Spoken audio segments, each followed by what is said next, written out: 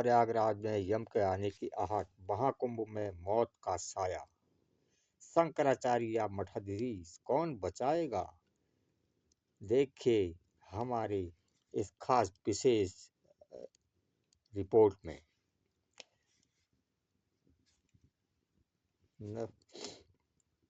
महाकुंभ में शाही स्नान का समय आया है, तो प्रयागराज में देश के कोने कोने से लोग अपने आस्था की डुबकी लगाने के लिए लोग यहाँ आते हैं और यमराज यहाँ पर मौत की नींद सुलाने के लिए यहाँ पर आकर बैठ गए हैं। 40 करोड़ हिंदुओं के जान को खतरा सामने आया है। कौन बचाएगा इन 40 करोड़ हिंदुओं को? क्या मोदी सरकार या देश के मठाधीश?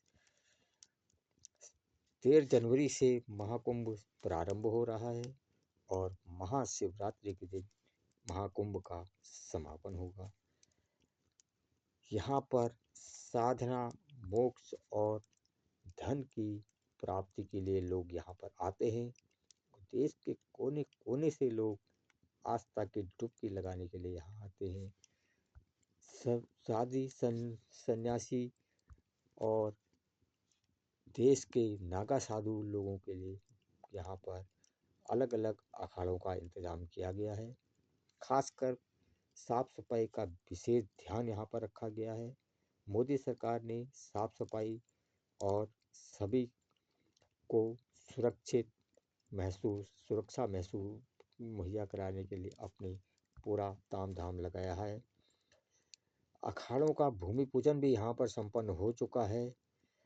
साधु संतों ने अपने अपने जगह से धार्मिक प्रवचन शुरू कर दिए हैं और प्रयागराज भक्तिमय हो गया है। महाकुंभ की जोड़ी परंपराओं का निर्वहन करने के लिए शाही स्नान का प्रचार प्रसार यहीं से होगा।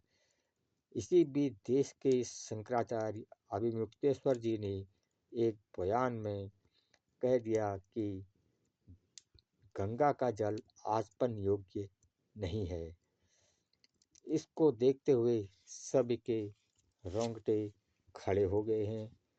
अब देखना है कि क्या ये शंकराचार्य जी के कहे हुए प्रवचन 40 करोड़ श्रद्धालुओं की जान को खतरा है? क्या योगी सरकार इस पर कोई एक्शन लेगी? ये सब देखने के लिए आपको ये वीडियो पूरी देखनी पड़ेगी। बात यह है कि एनसीटी नाम की एक संस्था है, उसने कहा है कि गंगा का पानी इस समय आचमन लायक नहीं है और यह भी कहा दिया है कि गंगा के किनारे का प्रयाग और काशी में बोर्ड लगाकर ये लिख जाए कि आचमन योग्य जल नहीं है। तो आप समझ लो कि हाल क्या है। इसी में 40 करोड़ लोगों के स्नान करने के लिए सरकार तैयार कर रही है। गंगा की धारा को सही नहीं कर रही है। गंगा के किनारे 40 करोड़ लोगों को बुलाकर के उस पानी में नहलाने और उस पानी को पिलाने की तैयारी कर रही है, जिसे एनजीए ने आचमन योग्य भी नहीं माना है। तो शंकराचार्य के इस बयान के आधार पर कहा जा रहा है कि 40 करोड़ हिंदू क्या मौत के साये में हैं? उनकी जान के साथ एक तरह से खिलवाड़ किया जा रहा है। वहीं पर योगी बाबा का कुछ और कहना है। योगी बाबा ने इस बात की गारंटी देते हुए कह रहे हैं कि प्रयागराज का जल बिल्कुल शुद्ध है और उसमें कोई भी प्रकार का कोई केमिकल नहीं है। वो बिल्कुल आचमन योग्य है, बिल्कुल शुद्ध है।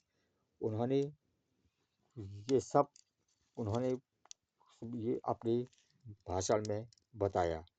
क्या गंगाजल आचमन करने अमृत समान है? तो इस पर कोई भी भेदभाव नहीं है।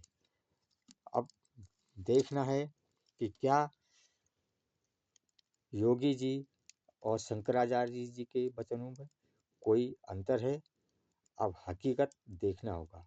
वो आने वाला समय बताएगा जब महाकुंभ का समापन होगा। इसी के साथ हम अपनी वीडियो यहीं पर ही समाप्त करते हैं। नमस्कार, धन्यवाद।